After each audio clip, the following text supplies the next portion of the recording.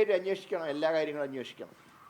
ഷാജി പറഞ്ഞ ആ കാര്യം ഗൗരവത്തിൽ ഇപ്പോൾ ഗോവിന്ദമാഷ് പറഞ്ഞിട്ടുണ്ടല്ലോ, നിയമ നടപടി സ്വീകരിക്കേണ്ട ധൈര്യം ഉണ്ടെങ്കിൽ ആ ചലഞ്ച് ഏറ്റെടുക്കാൻ തീർച്ചയായിട്ടും UDF തയ്യാറാകും. കാരണം ഷാജി പറഞ്ഞ പോയിൻറ്റ്സൊക്കെ വളരെ ക്ലിയറാണ്. ഇങ്ങനെയുള്ള ചില സംഭവങ്ങളെക്കുറിച്ച് പറഞ്ഞപ്പോൾ അത് വളരെ ഗൗരവത്തിലെടുക്കേണ്ട കാര്യം തന്നെയാണ്. അതിനെക്കുറിച്ച് ഏത് അന്വേഷണത്തിനെയും ഞങ്ങൾ സ്വാഗതം ചെയ്യും. അല്ലാതെ വെറുതെ ആരോപണം ഉന്നയിച്ചുകൊണ്ട് ഒളിച്ചുകൂടുകയൊന്നുമില്ല. അക്കാര്യത്തിൽ ഞങ്ങളുടെ ലൈൻ ക്ലിയറാണ്. ഞങ്ങളൊക്കെ ഷാജിയുടെ സ്റ്റേറ്റ്മെൻറ്റിന് ശേഷം അത് UDF നേതാക്കന്മാർ തമ്മിൽ ഒരു ആശയവിനിമയം നടത്തിയിട്ടുണ്ട്. അങ്ങനെ ഗോവിന്ദ മാഷ് നിയമ നടപടി സ്വീകരിക്കുകയാണെങ്കിൽ ഞങ്ങൾ വെല്ലുവിളിക്കുന്നു, ഞങ്ങളത് ആക്സെപ്റ്റ് ചെയ്യാൻ തയ്യാറാണ്. കുഞ്ഞനന്തൻ്റെ കുടുംബം അല്ലല്ലോ പ്രധാനപ്പെട്ട, ജയിലിൽ എന്ത് സംഭവിച്ചു?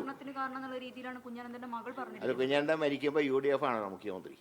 ഉമ്മൻചാണ്ടിയായിരുന്നു മുഖ്യമന്ത്രി. അപ്പോൾ അതുകൊണ്ട് ചികിത്സ അന്ന് ഒരു പരാതി അന്ന് ഉന്നയിച്ചിട്ടില്ലല്ലോ.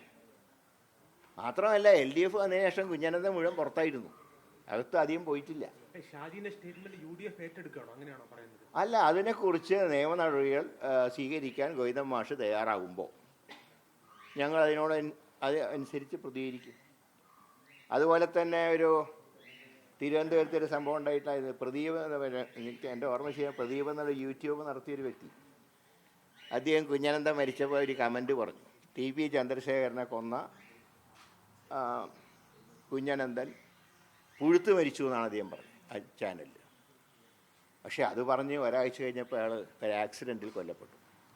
അദ്ദേഹത്തിൻ്റെ കുടുംബം പരാതി പറഞ്ഞിരുന്നു. അങ്ങനെ സ്റ്റേറ്റ്മെൻറ്റ് യൂട്യൂബിൽ വന്നപ്പോൾ മാർക്സിസ്റ്റ് പാർട്ടിയുടെ ഭാഗത്തുനിന്ന് ഒരുപാട് ഭീഷണി ഉണ്ടായെന്ന് പറഞ്ഞിരുന്നു. പക്ഷേ എഴുതി കൊടുത്തിട്ട് പോലും പോലീസ് അന്വേഷിച്ചില്ല എന്നാണ് പിന്നീട് ഞാൻ മനസ്സിലാക്കി. ഷാജി പറഞ്ഞ അതേ കാര്യത്തിനോട് താങ്കൾ യോജിക്കുന്നുണ്ടോ? അല്ല, അത് ഷാജി ഒരു കാര്യം പറയുമ്പോൾ അതിൻ്റെ ഉത്തരവാദിത്വം അദ്ദേഹത്തിനുണ്ടല്ലോ. ഗോവിന്ദൻ മാഷ് പറഞ്ഞ് ഞങ്ങൾ നമ്മുടെ സ്വീകരിക്കും. അപ്പോൾ ഷാജി പറഞ്ഞത് എല്ലാ വിധത്തിലുള്ള സപ്പോർട്ടും UDF ഭാഗത്തുനിന്നുണ്ടാവും. ഷാജിയെ ഞങ്ങൾ തിരിച്ച് ആക്രമിക്കാൻ നോക്കണ്ട. ഒരു കാര്യം, കോൺഗ്രസ് സിറ്റിംഗ് എംപിമാരെ മത്സരിപ്പിക്കുകയാണെന്നുണ്ടെങ്കിൽ സാമുദായിക പ്രാതിനിധ്യം ഉറപ്പുവരുത്തുന്നില്ല എന്നൊരു പരാതി ഉണ്ട്. ഇല്ല, അതും കൂടെ ഉറപ്പുവരുത്തിക്കൊണ്ടാണ് ഫൈനലൈസ് ചെയ്യുക.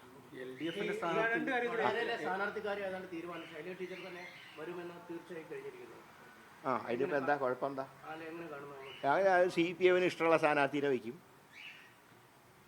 അല്ലാതെ നമ്മുടെ സമ്മതം നോക്കിയിട്ടാണോ LDF സ്ഥാനാർത്ഥിനെ വയ്ക്കുക? അവിടുത്തെ ചോദ്യതയേ ഉള്ളൂ, TP ചന്ദ്രശേഖരനെ കൊന്ന ശക്തികൾക്ക് ആ മണ്ണിൽ സ്ഥാനമില്ല എന്ന് ആര് സ്ഥാനാർത്ഥിയാണെങ്കിലും വടകരയിൽ തെളിയും.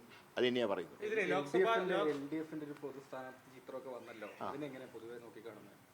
അല്ല, അത് മറ്റേ എന്താ പറയേണ്ടത്, തോൽക്കാൻ ഭാഗ്യമുള്ള മന്ത്രിമാർ, മുമ്പ് ആ ഷൺമുഖദാസിന് മാത്രമായിരുന്നു അങ്ങനെ ഒരു പേരുണ്ടായിരുന്നത്, അത് തീർന്നു കിട്ടുത്തവണ. രാധാകൃഷ്ണൻ കൂടെ തോൽക്കുമ്പോൾ സിറ്റിംഗ് മന്ത്രിമാർ, ഇപ്പോൾ മുമ്പ് ഞാൻ ഉപതെരഞ്ഞെടുപ്പ് തോറ്റ പറഞ്ഞില്ല, മന്ത്രിയായിട്ട് ഉപതെരഞ്ഞെടുപ്പ് തോറ്റു പോകും, പൊതു തെരഞ്ഞെടുപ്പിൽ തന്നെ മന്ത്രി തോൽക്കും.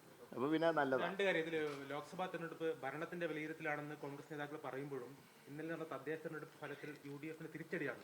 അല്ല, അത് ഞങ്ങൾ അതിൻ്റേതായിട്ടുള്ള ഗൗരവത്തിൽ ഞങ്ങൾ പരിശോധിക്കും. ഞങ്ങൾ പരാജയത്തിന് വിജയമാക്കി വ്യാഖ്യാനിക്കുന്ന സമ്പ്രദായം കോൺഗ്രസിനില്ല. എന്താണ് ഈ തോൽക്കാനുണ്ടായ സാഹചര്യങ്ങളെന്ന് അതാത് വാർഡുകൾ, ഞങ്ങൾക്ക് നഷ്ടപ്പെട്ട വാർഡുകളിലെ അവിടുത്തെ ജില്ലാ കോൺഗ്രസ് കമ്മിറ്റി നേതൃത്വമായിട്ട് അതിൻ്റെ റിപ്പോർട്ട് മിക്കവാറും KPC പ്രസിഡന്റ് ആവശ്യപ്പെടും.